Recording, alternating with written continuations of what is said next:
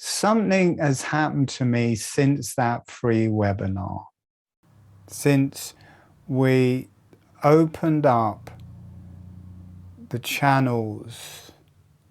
Yeah, here's the energy. This is the energy. Since we opened the channels for the new age to come in. Now, because of what's happened to me, I only did one session last week, but boy, I was just bowled over by the energies that were coming through. And I think it's similar from the feedback to the people who came to that webinar, working with that opened something. And what it strongly opened for me, there is the spiritual energies coming through, but because we did this activation with the earth, it's made this much stronger energies coming up through me. And when I'm dealing or communicating with the energies of the earth, I don't just think, oh, nature, the earth, this bit of mud, or even a divine being. I see and feel the energies of holographic breathing, the fire circuit, the blue circuit, the lung circuit. I feel the different organs. I feel the kundalini as a reflection, I guess, because that is what I work with. And that just makes it a lot more potent. She talks to me in a powerful way. And now with that connection strongly to the center of the earth, it's just opened those floodgates really, really powerfully. So we will be letting that in. I've totally forgotten what I was talking about. Now we will be going through those different fluids, and we'll be spending most of the time with the kidneys. So in the brain, you've got the blood coming to the brain. Now it goes through the blood-brain barrier. I don't like that name. From here on in this webinar, I'm going to call it the wellhead. And the wellhead lets all the pure cranial fluid through it. Cranial fluid is 99% water. If you put a water filter on your tap that's creating pure water, you don't call it a water barrier. That gives you the image that it's stopping the water coming through. You call it a water filter, and that is basically around all of the capillaries in the brain. There's this highly sophisticated filter that lets through water, pure water, lets through oxygen, lets through glucose, lets through salt, and other little things, but mainly that, and creates this very pristine environment. And it stops all of the other stuff, the viruses, proteins, different fats can't get through. It's like a very fine filter that only lets certain things through. So they will be working with that communication into the cranial fluid. With the kidneys, it is working the other way. In the brain, the toxins are being stopped from entering the cranial sea. In the kidneys, the blood is flowing to the kidneys, and that also is a system of filters. And that's working the other way around. It's keeping all of the goodies in the blood and letting out all of the toxins that become urine. So we're working with two filters that are working in opposite directions. And if you ever wanted to heal an organ to do with your health, as far as I'm concerned, it's the kidneys, because you can just get all of those toxins out of yourself. Once you get the toxins out, then your system can balance, your system can heal, and the kidneys are doing that. And the kidneys are also releasing the toxins from the brain. Now I'm just wondering, I think I'm going to talk about the blood, I'm going to explain the blood-brain barrier and the cranial fluid, and this may take a little while, and then we can see how that works, and we can see how the brain detoxifies using the cranial C, and then we can see how that comes back into the blood, and how then the blood is filtered by the kidneys. So in effect, the brain is being filtered by the kidneys.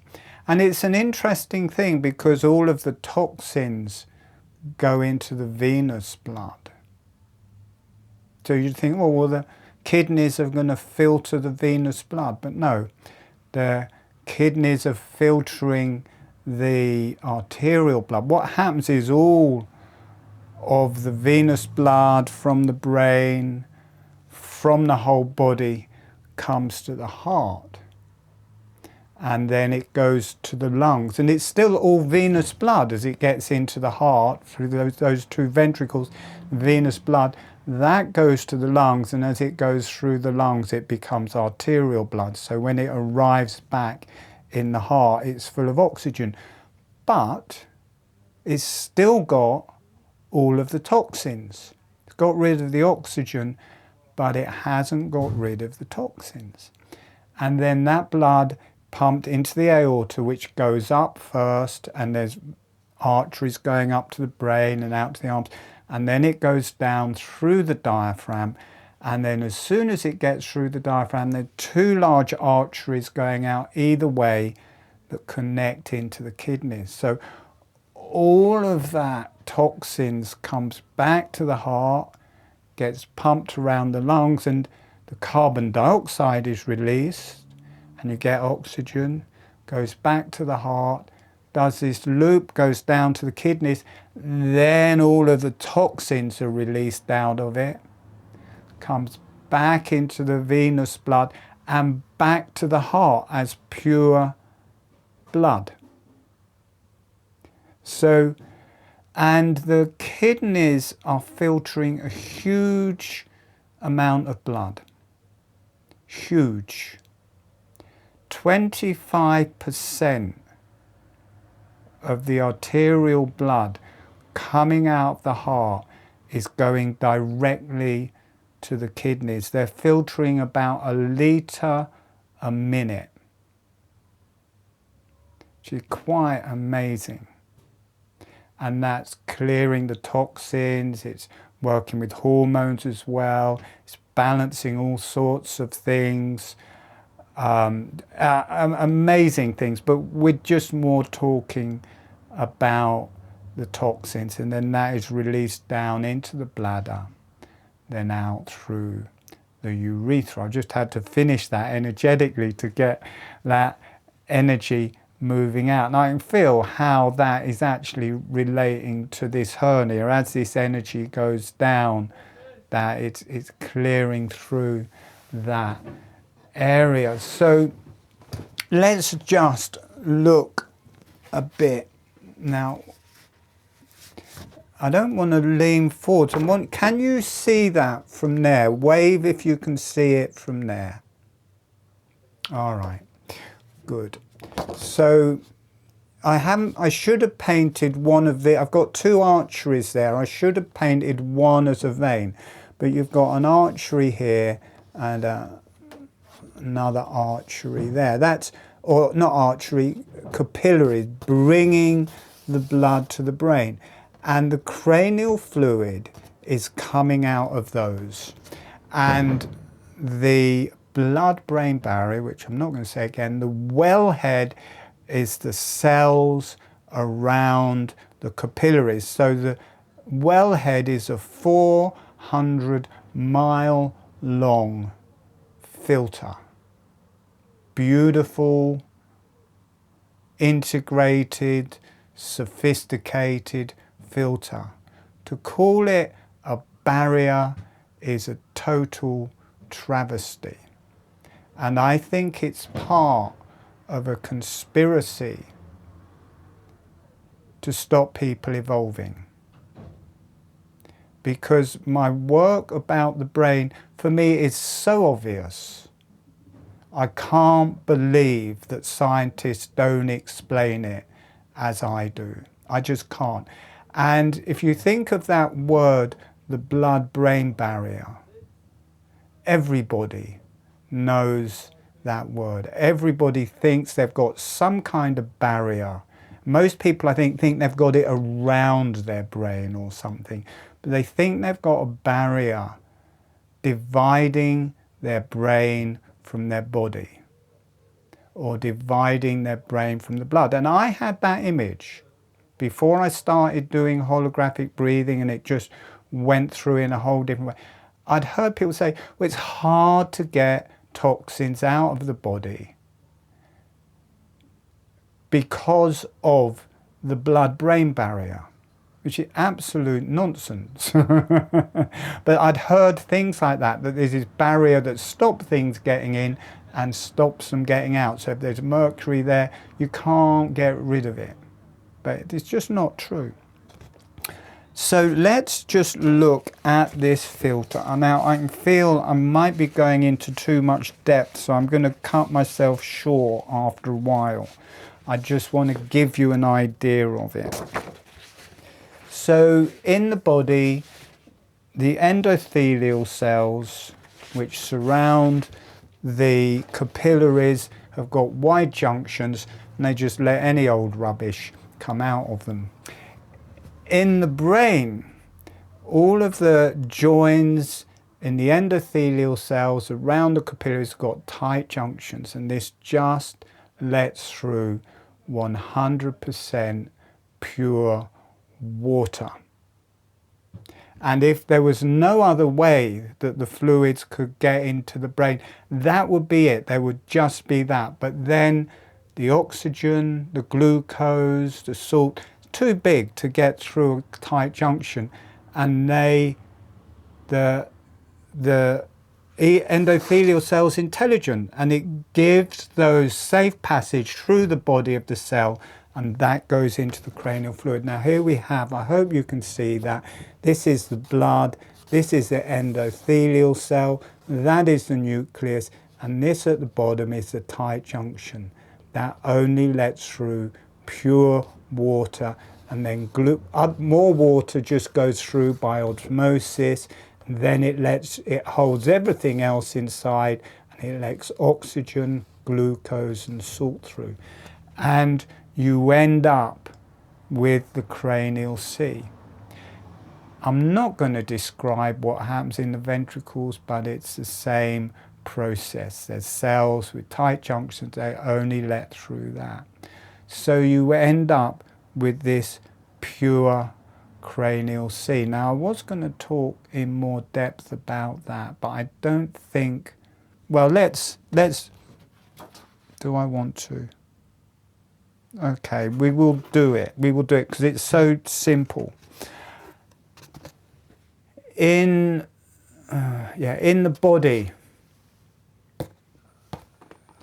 arterial blood comes out very strong, very fast. Venous blood goes back very slowly. There's 10 times as much pressure in this as there is in the venous blood, and because that's going back so slowly, that leaves that amount of lymph. This bit in the middle is the lymph. So you've got arteries coming from the heart, that's that bit. You've got the venous blood going back to the heart, that's that. And then you've got that volume or that size of lymph ducts traveling very, very slowly back to the heart. The same thing happens in the brain. This much blood comes, this much venous blood goes back, then that amount of cranial C has got to make its way back to the heart by a different means than the venous blood, a different way to do it. So when a scientist comes up with a theory that they've found the venous blood, and not the venous blood, how the cranial C, how the cranial lymph gets back to the heart, these microscopic capillaries that no one can actually see. It just makes me laugh because it's got to be that size of lymph getting back to the heart. And the only way for me that that can happen is that it travels out through the nerves, travels out through the dura, which surrounds it. And if you think of the outside of this bottle as the membrane around the central nervous system, and also the membrane around all of the nerves, because the nerves don't have lymph either. One way, the only way for that fluid to get back into the body is through that outside sheath. And by that, whether it's in the central nervous system or whether it's in the nerves, by the cranial C coming out of here via osmosis, slowly just pouring through, that stops anything from in the body getting back inside. So that preserves the purity of the cranial C. So you have the wellhead producing the cranial C, and then you have this fluid filter of water just flowing out through this membrane that makes the outside, that holds this fluid, that keeps it pristine. And in science up till now, I don't even want to describe all the rubbish they teach, how that's, I mean, it's total rubbish how they describe how it works. But they say it's impossible for it to travel through the tumor or out through the nerves, except they've proved that it does. And the new theory of how, oh, we've found the lymph, that goes out through the dura, but it's so microscopic you can't even see the lymph ducts.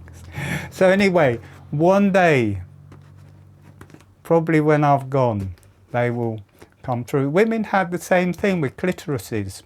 The scientists wouldn't believe them where their clitoris was and what size it was.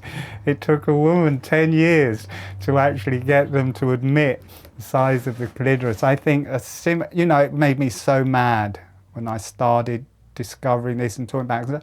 I thought, how do they not know? How do they not know?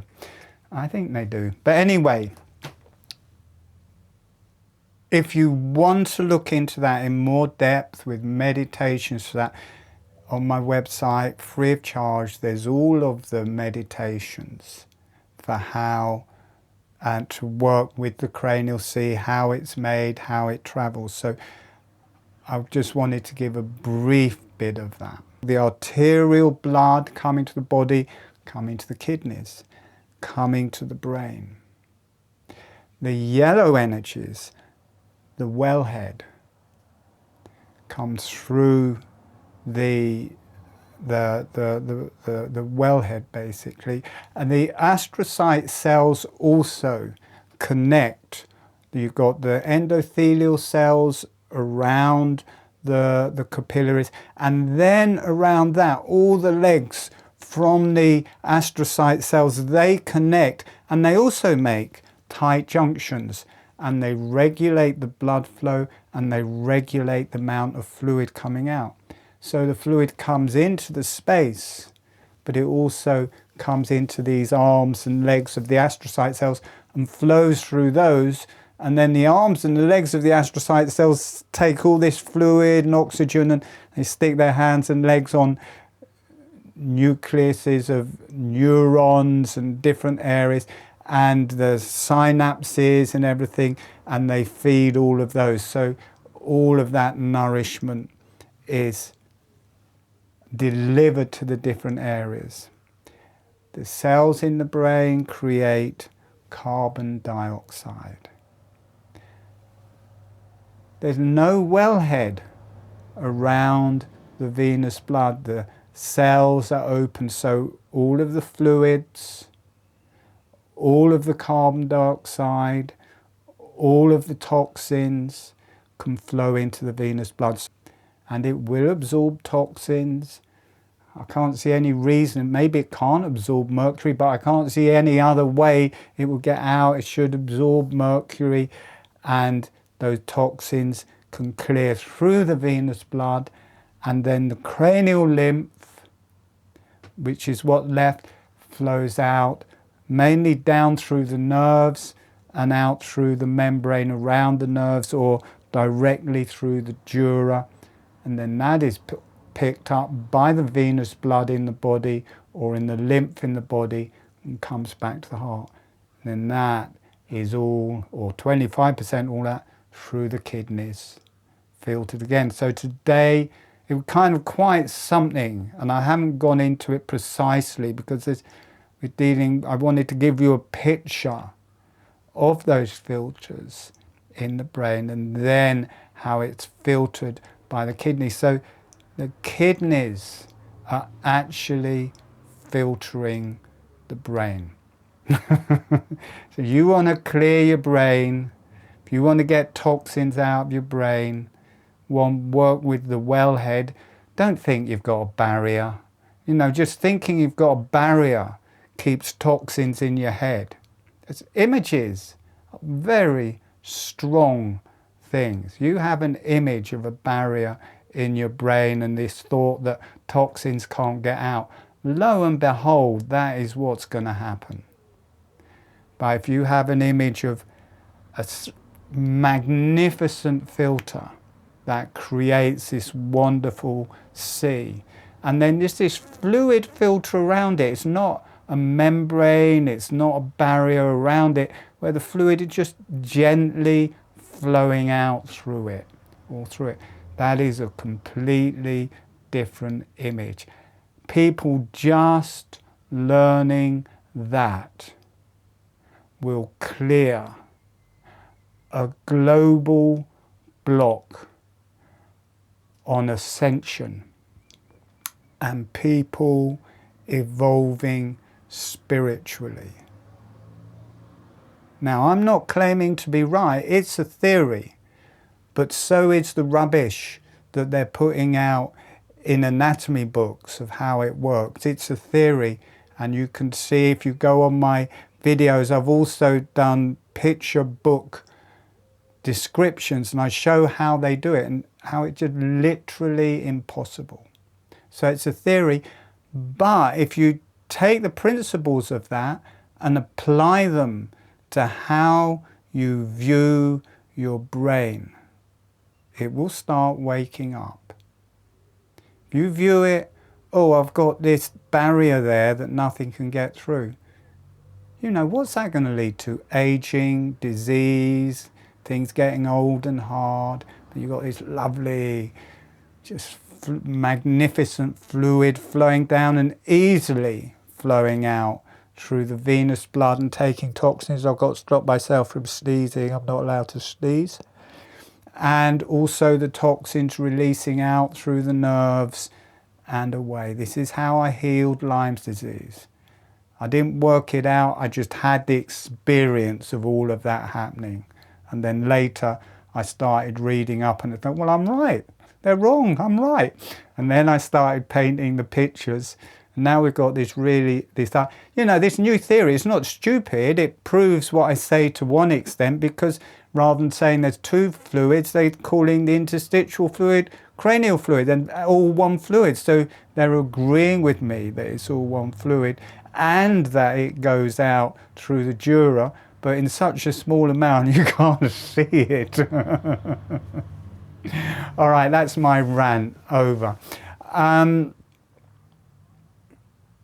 let's just see, I'm not going to show any more stuff. Just talk a bit about the qualities of the cranial, of the venous blood. There's when we drop into the venous blood, you start off with it as capillaries and things, but it just becomes a sea. And for me, our whole attention has been brought to the arterial blood. You know, the in-breath relates to the arterial blood, the out-breath relates to the venous blood. The arterial blood has a more male quality to it. The in-breath has a more male quality to it. The venous blood and the out-breath have a more female quality to it. So we want to balance these two. And I think it feels, you know, in breath work, people far more have their intention on the in-breath than the out-breath. And when we're on the out-breath, we're eliminating.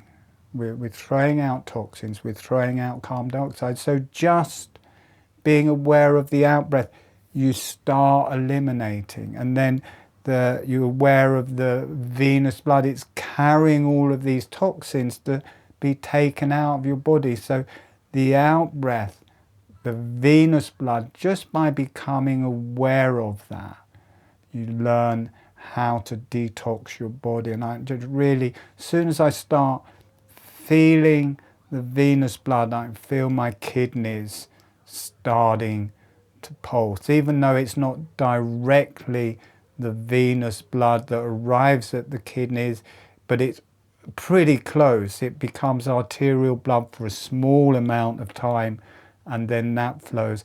It's backwards. The arterial blood is taking the toxins in, and the venous blood that's going back is clean. So it's completely opposite to the whole rest of the body. But as soon as I'm aware of that venous blood, I can feel my kidneys starting to pulse. So I think this is just a wonderful way of healing our kidneys, just becoming aware of that arena. Now, I was dubious whether I should just go into the technicality of how the blood-brain barrier or how the wellhead works, but I'm really pleased I have, because part of this webinar was to help clear